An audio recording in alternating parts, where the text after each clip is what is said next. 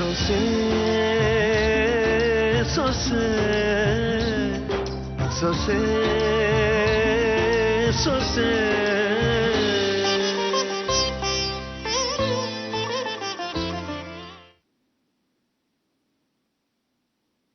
ಮಧ್ಯಾಹ್ನ ಊಟಕ್ಕೆ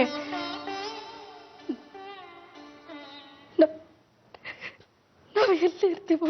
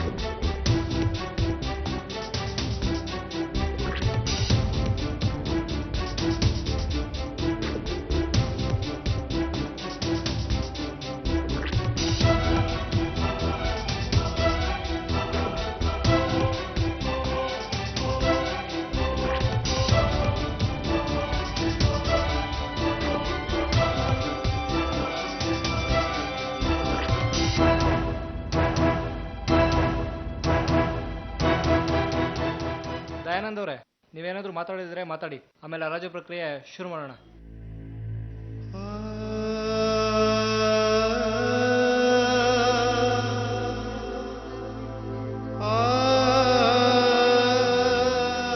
ಕೊಳ್ಳೋಕ್ ಬಂದಿರೋ ನಿಮ್ಗೆಲ್ಲ ನಮಸ್ಕಾರ.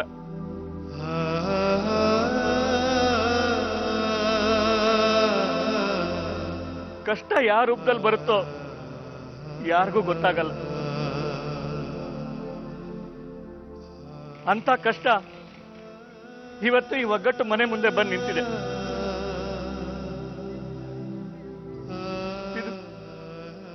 ಇದು ಚೆನ್ನಾಗಿ ಬಾಳಿ ಬದುಕಿದ ಮನೆ, ಅದೃಷ್ಟವಂತ ಮನೆ. ಇಲ್ಲಿಗೆ ಬಂದ್ಮೇಲೆ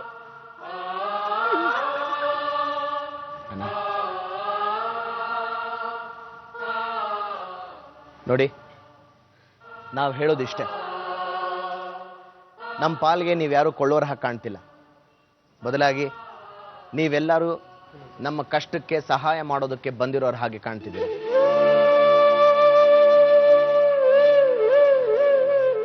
ಮಾರೋರ್ದು ಒಳ್ಳೆ ಮನಸ್ಸಿದೆ, ಕೊಳ್ಳೋರ್ಗೆ ಯಾವತ್ತೂ ಸಮಸ್ಯೆ ಬರಲ್ಲ.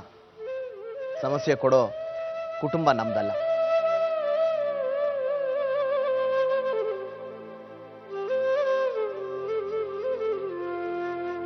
ಮುಂದುವರಿಸಿ. ಈ ಮನೆಗೆ ನಿಗದಿಪಡಿಸಿರುವ ಸರ್ಕಾರಿ ಬೆಲೆ 2.5 ಕೋಟಿ ರೂಪಾಯಿ. ಹರಾಜು ಕುಗ್ಬೋದು. ಹರಾಜು ಶುರುವಾಗ್ಲಿ.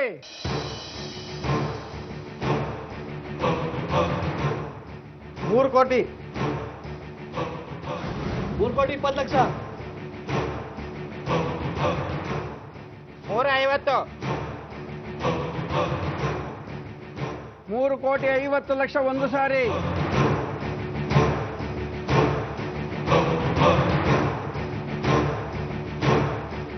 3,50,00,000 ಎರಡು ಸಾರಿ. 380. 3,90,00,000.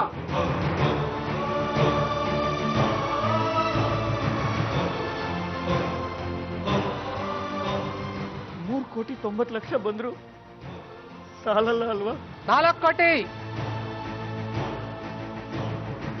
4,10,00,000.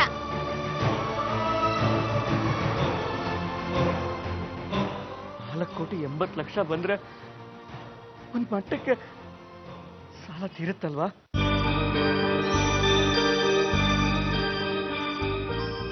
4,20,00,000. 4,20,00,000 ಒಂದು ಸಾರಿ. 5,50,00,000.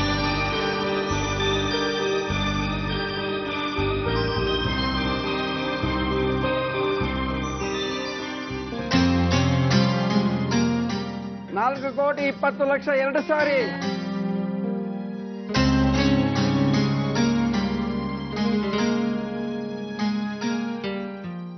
11 ಕೋಟಿ.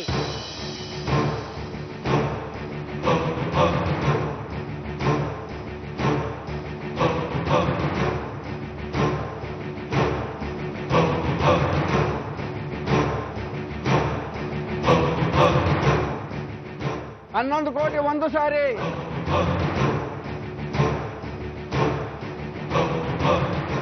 11 ಕೋಟಿ 2 ಸಾರಿ.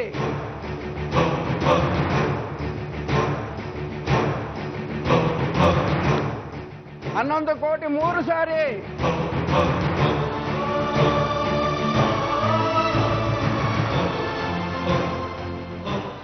ಹಾಗಾದ್ರೆ ಈ ಮನೆ 11 ಕೋಟಿಗೆ ಹರಾಜಾಗಿದೆ ಅಂತ ಈ ಮೂಲಕ ಹೇಳ್ತಾ ಇದ್ದೀವಿ. ಮನೆಯವರೆಲ್ಲ ಬಂದು ಡಾಕ್ಯುಮೆಂಟ್ಸ್ ಸೈನ್ ಹಾಕಿ.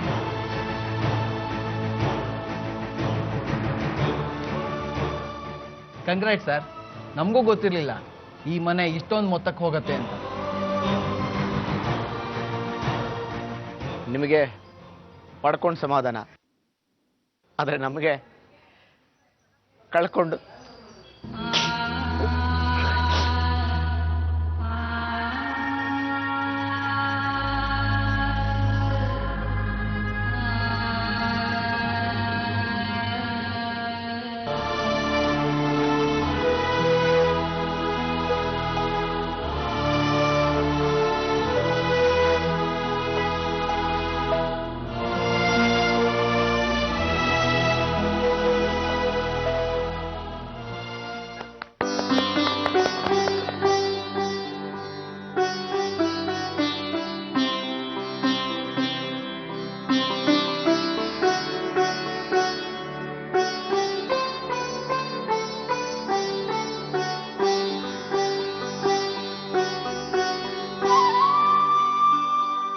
ತುಂಬ ಹೆವಿ ಅನ್ಸುತ್ತಲ್ಲ. ಇಷ್ಟ ಆಗಿದ್ದನ್ನ ಕೊಳ್ಬೇಕಷ್ಟೇ, ಜಾಸ್ತಿ ಕಡಿಮೆ ಅನ್ನೋ ಮಾತೇ ಬರೋದಿಲ್ಲ. ನೀವು ಫೀಲ್ಡ್ಗೆ ಹೊಸಬ್ರು ಅಂತ ಕಾಣಿಸುತ್ತೆ. ನೀವು ಮನೆ ತಗೊಂಡು ಏನು ಮಾಡೋಗಿದ್ದೀರಾ? ಮೊನ್ನೆ ಮಹಾತ್ಮ ಗಾಂಧೀಜಿಯವರು ಬಳಸ್ತಿದ್ದ ವಸ್ತುಗಳನ್ನ ಹರಾಜಾಗಿಟ್ಟಿದ್ರು.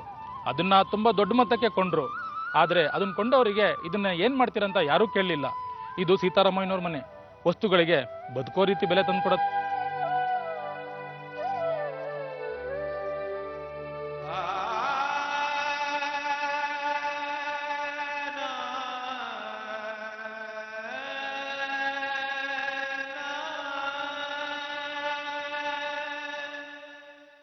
ಕಂಗ್ರಾಟ್ ಸರ್, ಇವತ್ತಿಂದ ಈ ಪ್ರಾಪರ್ಟಿ ನಿಮ್ದಾಯ್ತು. ಕೊಡೋ ಆಸ್ತಿನ ದಯವಿಟ್ಟು ಕಣ್ಣೀರಾಗ್ತಾ ಕೊಡಬೇಡಿ. ಆಮೇಲೆ ನಾಳೆ ಇಲ್ಲಿರೋರು, ಇಲ್ಲಿ ವಾಸ ಮಾಡೋರು ಅದೇ ಕಣ್ಣೀರನ್ನ ಮುಂದುವರಿಸಬೇಕಾಗತ್ತೆ. ಕ್ಷಮಿಸಿ.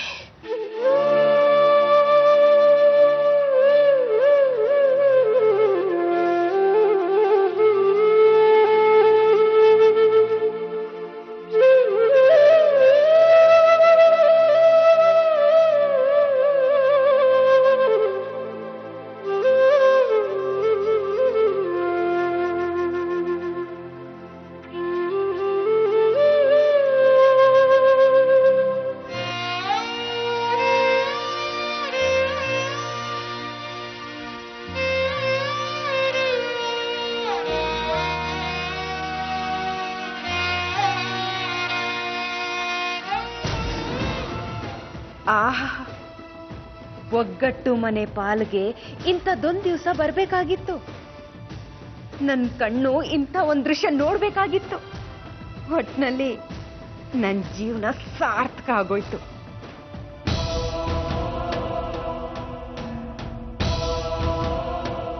ಯಾವ ಜನ್ಮದಲ್ಲಿ ಈ ಮನೆ ಮೇಲೆ ಪ್ರೀತಿ ಹಚ್ಕೊಂಡಿದ್ರೋ ಏನೋ, ಇವತ್ತು ನಮ್ಮ ಸಾಲನೆಲ್ಲ ತೀರಿಸಿ ನಮ್ಮನೆಯವ್ರನ್ನೆಲ್ಲ ಕಾಪಾಡಿದ್ದೀರ, ಈ ಮನೆ ಉಳಿಸಿದ್ದೀರ. ನಿಮ್ ಋಣನ ಸಾಯೋ ತನಕ ನಮ್ಮ ಕುಟುಂಬ ಮರೆಯೋಲ್ಲ.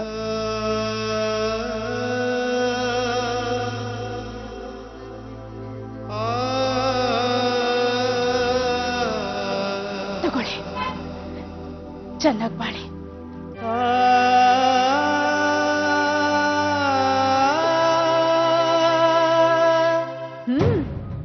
ನಡೀರಿ ನಡೀರಿ. ಬೀದಿಲ್ ನಡೆಯೋಕೆ ನಿಮ್ ಕಾಲಲ್ಲಿ ಚಪ್ಪಲಿ ಇದೆಯಲ್ಲ ಅನ್ನೋದೇ ನೋವು. ಬಿಸಿಲು ಅನ್ನೋದೇನು ಅಂತಾನು ಗೊತ್ತಿಲ್ದಿರೋ ನೀವು ಇವತ್ತು ಬಿಸಿಲಲ್ಲಿ ಫ್ರೈ ಆಗ್ತೀರಾ. ಚಲೋ ಚಲೋ.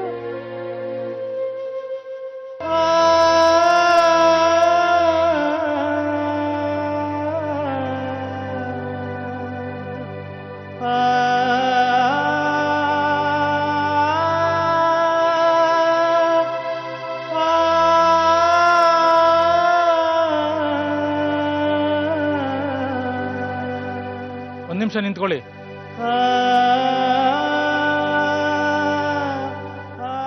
ಋಣದ್ ಮಾತಾಡಿ ಹಾಗೆ ಹೋಗ್ತಾ ಇದ್ದೀರಾ? ಹೋಗೋರು ಹೋಗ್ತೀರಾ? ನನ್ನ ಮಾತು ಕೇಳ್ಕೊಂಡೋಗಿ. ಯಾಕಂದ್ರೆ ನಾನು ಋಣದ್ ಮಾತಾಡ್ಬೇಕು. 3 ಕೋಟಿ ಬೆಲೆ ಬಾಳೋ ಮನೆಗೆ 11 ಕೋಟಿ ಕೊಟ್ಟೆ. ಕಾರಣ ಏನು ಅಂತ ಯಾರು ಯೋಚನೆ ಮಾಡ್ಲಿಲ್ವಾ?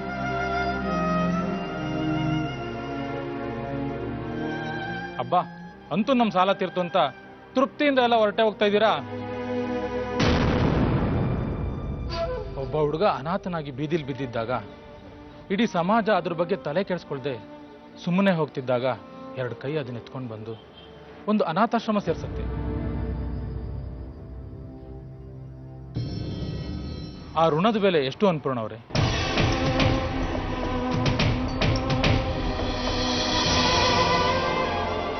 ಆ ಅನಾಥಾಶ್ರಮ ನಡೆಸ್ತಿದ್ದ ವ್ಯಕ್ತಿ ತೀರ್ಕೊಂಡು ಅಲ್ಲಿರೋ ಮಕ್ಕಳು ಒಬ್ಬೊಬ್ರು ಒಂದೊಂದು ದಿಕ್ಕಿಗೆ ಹೋದಾಗ ನನ್ನ ಇಡೀ ಓದು, ಊಟ, ಬಟ್ಟೆ ಖರ್ಚನ್ನ ಒಬ್ಬ ವ್ಯಕ್ತಿ ವಹಿಸ್ಕೊತಾನೆ.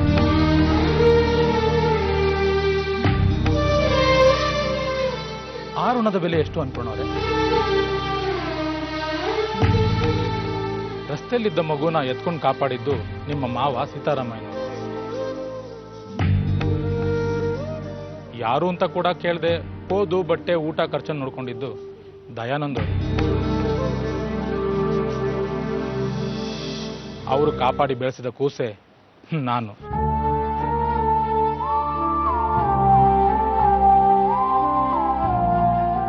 ನಾನು ಒತ್ತಿದ್ದ ಅನಾಥಾಶ್ರಮ ಕೂಡ ಒಮ್ಮೆ ಹರಾಜಿಗೆ ಬಂದಿತ್ತು. ಆಗ ಸೀತಾರಾಮಯ್ಯನವರು, ದಯಣ್ಣವರು ಬಂದು ಅದನ್ನು ಕೊಂಡು ಮತ್ತೆ ನಮ್ಮ ಕೈಗಿಟ್ಟು ಹೋದರು. ಆ ಒಳ್ಳೆತನ ನೋಡಿ ಬೆಳೆದ ನಾನು ನಿಮಗೆ ಸಹಾಯ ಮಾಡದೆ ಹೋದ್ರೆ ಆ ದೇವ್ರ ಮೆಚ್ತಾನ. ಅದಕ್ಕೆ ಆಗ್ಲೇ ಕಣ್ಣೀರ್ ಹಾಕ್ಬೇಡಿ ಎಂದೆ. ಯಾಕಂದ್ರೆ ಇಷ್ಟು ದಿವಸ ಈ ಮನೆ ನಿಮ್ದಾಗಿತ್ತು.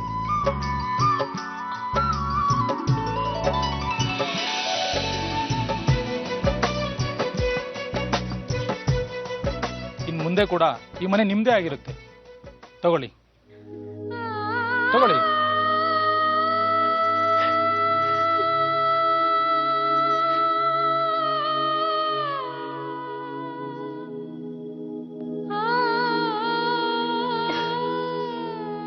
ಈ ಕೆಲಸ ನಾನು ನಿಮ್ಮ ಸಾಲ ತೀರ್ಸೆ ಮಾಡ್ಬೋದಾಗಿತ್ತು. ಆದ್ರೆ ವಿಷಯ ನನಗೆ ತಡವಾಗಿ ಗೊತ್ತಾಯ್ತು. ಅದಕ್ಕೆ ಹರಾಜ್ ಟೈಮಿಗೆ ಬಂದೆ. ಸದ್ಯ ಕಾಲ ಮೀರೋಗ್ಲಿಲ್ವಲ್ಲ ಅನ್ನೋದೇ ಸಂತೋಷ. ಒಟ್ಟಿನಲ್ಲಿ ಚೆನ್ನಾಗಿರಿ. ಯಾಕಂದ್ರೆ ನಿಮ್ಮ ಮನೆತನದಂತ ಒಂದು ಮರ ಗಟ್ಟಿಯಾಗಿದ್ರೆ ಅದ್ರ ನೆರಳಲ್ಲಿ ಸಾವಿರಾರು ಕುಟುಂಬಗಳು ಬದುಕ್ತವೆ. ನಮಸ್ಕಾರ.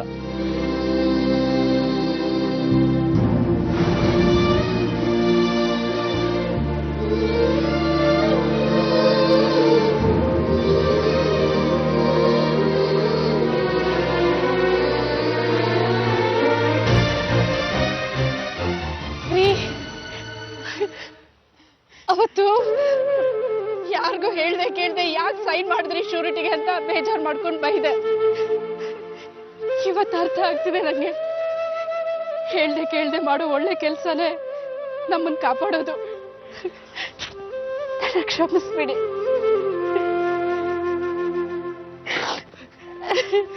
ಅಕ್ಕ,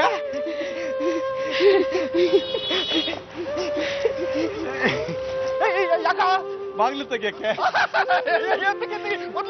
ಬಾಗಿಲು ತೆಗಿ. ಇನ್ನು ಯಾಕೆ ಎಲ್ಲರೂ ಇಲ್ಲೇ ನಿಂತಿದ್ದೀರಾ? ಬನ್ನಿ ಒಳಗೆ ಹೋಗೋಣ. ವೈದೇಹಿ ನಡಿಮ್ಮ, ದೇವ್ರಿಗೆ ತುಪ್ಪ ದೀಪ ಹಚ್ಚೋಣ.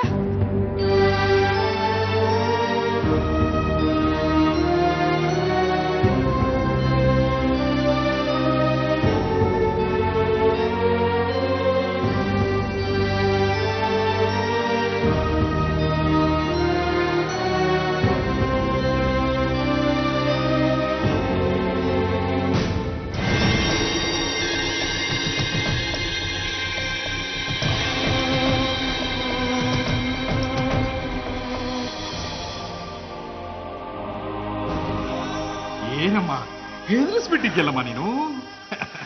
ನೋಡ್ಯಾ, ಕಡೆ ಕ್ಷಣದಲ್ಲಿ ದೇವ್ರು ಎಂಥ ಟ್ವಿಸ್ಟ್ ಕೊಟ್ಬಿಟ್ಟ ಅಂತ. ಅದಕ್ಕೆ ಹೇಳೋದು, ಎಲ್ರಿಗೂ ಒಳ್ಳೇದ್ ಮಾಡ್ಬೇಕು, ಎಲ್ರ ಬಗ್ಗೆ ಒಳ್ಳೇದ್ ಮಾತಾಡಿ ಒಳ್ಳೇದ್ ಬಯಸ್ಬೇಕು. ಹಾಗೆಲ್ಲೋ ಇರೋ ದೇವರು ನಮಗೂ ಒಳ್ಳೇದ್ ಮಾಡ್ತಾನೆ. ನಾನಂತೂ ಲಾಸ್ಟ್ ಜನ್ಮದಲ್ಲಿ ತುಂಬಾ ಪುಣ್ಯ ಮಾಡಿದ್ದೆ ಅನ್ಸುತ್ತಮ್ಮ. ಈ ಜನ್ಮದಲ್ಲಿ ಆರಾಮಾಗಿದ್ದೀನಿ. ಈ ಹೊತ್ತಿನಲ್ಲಿ ದೇವರಂತ ನಮ್ಮ ಮಾವನ್ನ ನೆನ್ಸ್ಕೊಳ್ಳೇಬೇಕು. ಧರ್ಮಾತ್ಮರಮ್ಮ ಅವರು, ಧರ್ಮಾತ್ಮರು. ಏನೂ ಇಲ್ಲ ಅಂತ ಬರೀಕೇಲಿ ಬಂದವ್ರನ್ನ ಯಾವತ್ತೂ ಬರೀಕೇಲಿ ವಾಪಸ್ ಕಳಿಸ್ತವ್ರಲ್ಲ. ಆ ಕಾರಣಕ್ಕೆ ಅಲ್ವಾ ನೀವಿನ್ನೂ ಇದೇ ಮನೇಲಿರೋದು? ಅಯ್ಯೋ, ನಾನು ಇವ್ರ ಮನೆ ಹುಡ್ಕೊಂಡ್ ಬರ್ಲಿಲ್ಲಮ್ಮ. ಅವರೇ ನಮ್ಮ ಮನೆಗೆ ಹುಡ್ಕೊಂಬಂದು ನನ್ನ ಮಗಳ ಕೈನ ಹಿಡ್ಕೊಳಪ್ಪ ಅಂದ್ರು.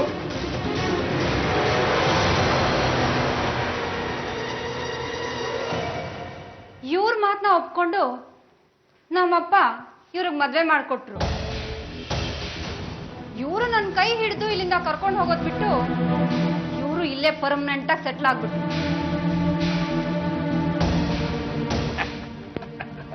ವೈ ನನ್ ಚಿನ್ನ, ಈಗ ಫ್ಲಾಶ್ ಬ್ಯಾಕ್ ಎಲ್ಲ ಬೇಕಾ? ಅಂತೂ ನಿಮ್ಮ ಸಮಸ್ಯೆ ಸಾಲ್ವ್ ಆಯ್ತು ಅಂತ ಆರಾಮಾಗಿದ್ದೀರಲ್ವಾ? ಆರಾಮಾಗಿರೋದು ನನ್ನ ಹುಟ್ಟುಗುಣ ವೈ. ಹಾಲಲ್ಲಾದರೂ ಹಾಕು, ನೀರಲ್ಲಾದರೂ ಹಾಕು ರಾಘವೇಂದ್ರ. ಹಾಲಲ್ಲಿ ಕೆನೆಯಾಗಿ, ನೀರಲ್ಲಿ ಮೀನಾಗಿ ಹಾಯಾಗಿರುವೆ ರಾಘವೇಂದ್ರ. ಇದು ನನಗೆ ಇಷ್ಟವಾದ ಹಾಡು. ಇಷ್ಟಕ್ಕೂ ಹೊಂದ್ಕೊಂಡು ಹೋಗೋದು ನನಗೆ ದೇವ್ರು ಕೊಟ್ಟಿರೋ ಬಾರ್ನ್ ಗಿಫ್ಟ್. ಅದಕ್ಕೆ ತಾನೇ ನಿಮ್ಮನೆಯವ್ರ ಜೊತೆ ಈ ಲೆವೆಲ್ಗೆ ನಾನು ಹೊಂದ್ಕೊಂಡು ಹೋಗ್ತಾ ಇರೋದು. ತೀರ್ಮಾನ ಆಯ್ತು ಬಿಡಿ. ಏನಂತ? ನೀವು ಮೂರು ಬಿಟ್ಟವರು ಅಂತ.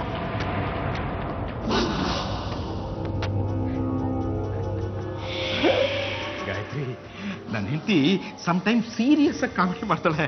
ನೀನ್ ಅದನ್ನ ಸೀರಿಯಸ್ ಆಗಿ ತಗೊಂಡು ಬೇಜಾರು ಮಾಡ್ಕೋಬೇಡಮ್ಮ. Be happy. ಬೈ. ಬೇಜಾರಾಗದೆ ಇರತ್ತ ಬಾಲಕೃಷ್ಣ. ಬೀದಿಗೆ ಬರ್ಬೇಕಾದ ಮನೆಯವರು ಮತ್ತೆ ಬಂದು ಬಂಗ್ಲೆ ಸೇರ್ಕೊಂಡ್ರು. ಅವಮಾನದ ಸುಳಿಲಿ ಸಿಕ್ಕಿ ಮುಳುಗ್ಬೇಕಾದ ಸಂಸಾರ ಸಂತೋಷದಲ್ಲಿ ತೇಲಾಡೋ ಹಾಗಾಯ್ತು. ನಾನಿಟ್ಟ ಬೆಂಕಿ ನನ್ನ ಹೊಟ್ಟೆನೆ ಉರಿಸ್ತಾ ಇದೆ. ಇಷ್ಟಕ್ಕೂ ಹರಾಜಲ್ಲಿ ಈ ಮನೆನ ತಗೊಂಡಿರೋ ವ್ಯಕ್ತಿ ಯಾರು?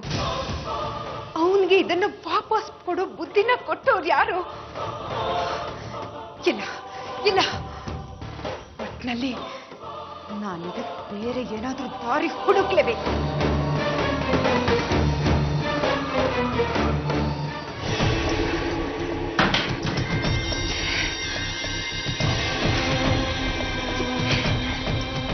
ಇದೆಲ್ಲ ಹೇಗಾಯ್ತು?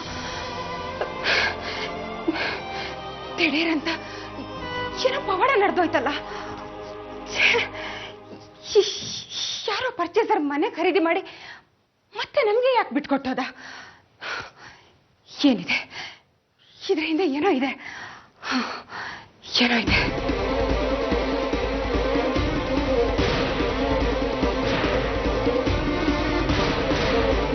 ಸೊಸೆ